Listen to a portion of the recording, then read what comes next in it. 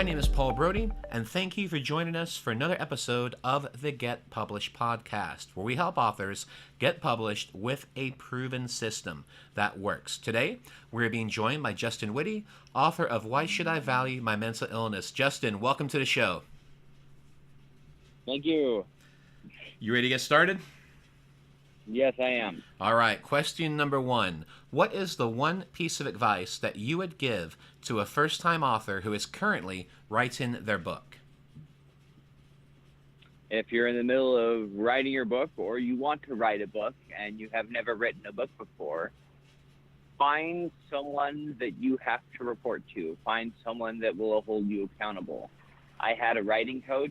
I did not really enjoy a lot of his feedback, but it was good for me to say, okay, I'm going to have this chapter done by them.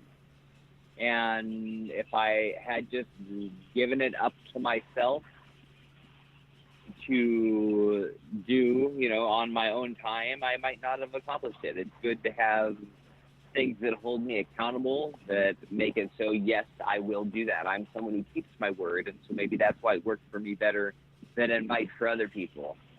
But if I say I'm going to do something, I do it. And it was good to have someone to say, okay, I will have that done by then. Okay. And what do you feel is the hardest part about getting published? Getting published, well, on Amazon, that's quite easy. I'd say the hardest part is getting the advertising and your word out there. A lot of people write amazing books, and a lot of people go unnoticed. I've had a lot of people tell me they really enjoy my reading, my writing and my reading. And the biggest problem is getting your name out there. Getting published can be quite easy. You can just do self-publish nowadays, but to get the name and the reputation is difficult. Okay, well, let's talk about marketing. Please share a marketing strategy that you have used in your book launch that worked well. Well, one of the things I was doing is going around to local coffee shops and passing out flyers, stuff like that. It seemed to work great with the local market. Something a professor wants me to do next semester is read parts of my book to the class and then have the class ask me questions on my book that they have to purchase and read.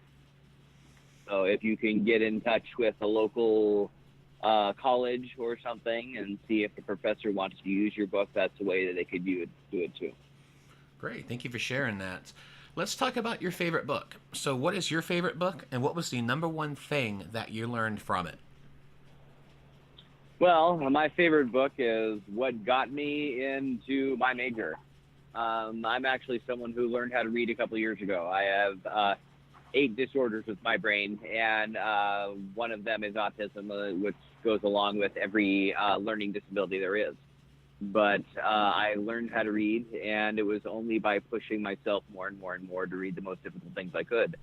First, I wanted to get into science, but I kept on saying, okay, what's this theory based on? What's that theory based on? And so I kept on trying to see what every accomplishment was based on, and it led me all the way back to this book, Greek Thoughts and the Origins of the Scientific Spirit by Leon Robin. That book to me was what made me want to change my major from being a science and math major to a philosophy major. I loved the way it was written. I loved all the ideas. It made me see what we truly take as true. We really don't know, but it's all about trying to find out what is, and that is an impossible question that will never be answered, that we all get to strive towards. My favorite quote of all time came from that book, and it's what got me to consider myself a Neoplatonist. It's by Plotinus. It says, "After rising from the ego to the one, I now find the ego once more, and in that ego the infinite's one if I wish. But if I turn from it to determine my own domain and give myself the illusion of independence, then I become only a part, isolated from the whole, and am truly reduced to slavery."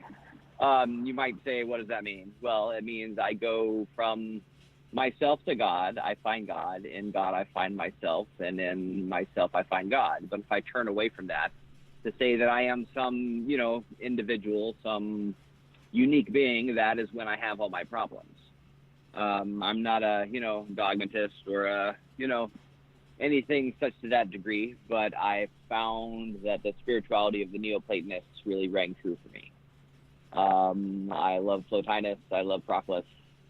Plato is very fun to read, and he's not as difficult as a lot of people think he is. But it gave me a lot of the inspirations for some of my books, too.